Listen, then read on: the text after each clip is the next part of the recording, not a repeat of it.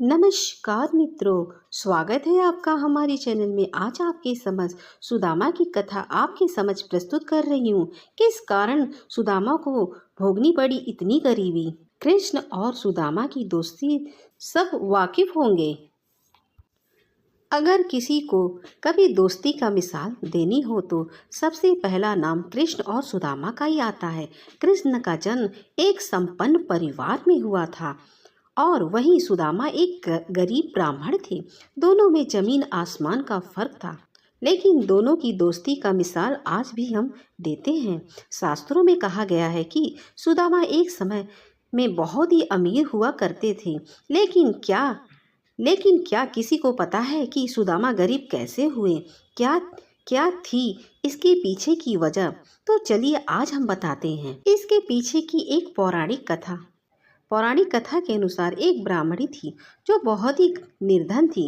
भिक्षा मांगकर जीवन व्यापन करती थी। एक समय ऐसा आया कि 5 दिन तक उसे भिक्षा नहीं मिली। वह प्रतिदिन पानी पीकर भगवान का नाम लेकर सो जाती थी। छठे दिन उसे भिक्षा में 2 मुट्ठी चने मिले।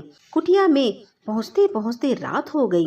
ब्राह्मणी ने सोचा, अब ये चने रात में नहीं खाऊंगी, सुबह भगवान को भोग लगाकर फिर खाऊंगी। यह सोचकर ब्राह्मणी चने को कपड़े में बांध कर रख दिया और वासुदेव का नाम जपते जपते सो गई।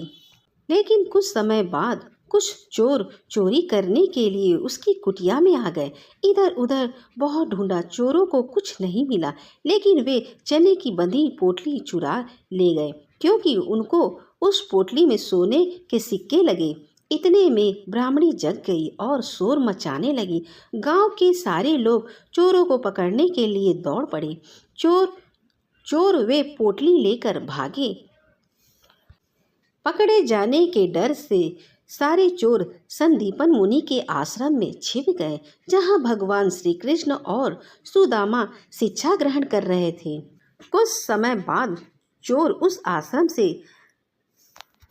भाग गए, लेकिन वे चने की पोटली वहीं भूल गए। उधर भूख से व्याकुल ब्राह्मणी ने श्राप दे दिया कि मुझ दीनहीन असहाय के जो भी चने खाएगा वह दरिद्र हो जाएगा। प्रातःकाल गुरु माता आश्रम में झाड़ू लगाने लगी और उसे वही चने की पोटली मिल गई। गुरु माता ने पोटली खोली, कहा, भूख लगे तो तुम दोनों खा लेना। सुदामा तो जन्मजात से ही ब्राह्मण थे। जो ही चने की पोटली सुदामा ने अपने हाथ में ली, त्यों ही उन्हें सारा रहस्य मालूम हो गया। सुदामा जी ने सोचा, गुरु माता ने कहा है कि यह चने दोनों लोग बराबर में बांट लेना। ये चने अगर मैंने श्री कृष्ण को खिला दिया तो सारी सृष्टि दरिद्र हो जाएगी। मैं ऐसा नहीं करूँगा। मेरे जीवित रहते मेरे प्रभु दरिद्र हो जाएं, ऐसा कदापि नहीं होगा। तो इसी बात के डर से सुदामा ने सारे चने खुद खा लिए। दरिद्रता का श्राप सुदामा जी ने स्वयं ले लिया, लेकिन अपने मित्र श्री कृष्ण को एक भी दाना चने का नहीं दिया। ऐसे निभाई सुदामा ने अपनी दोस्ती और खुद बन गए गरीब। सनातन धर्म की ऐसी अच्छी और सच्ची कहानियाँ जानने के लिए हमारे चैनल को सब्सक्राइब करें।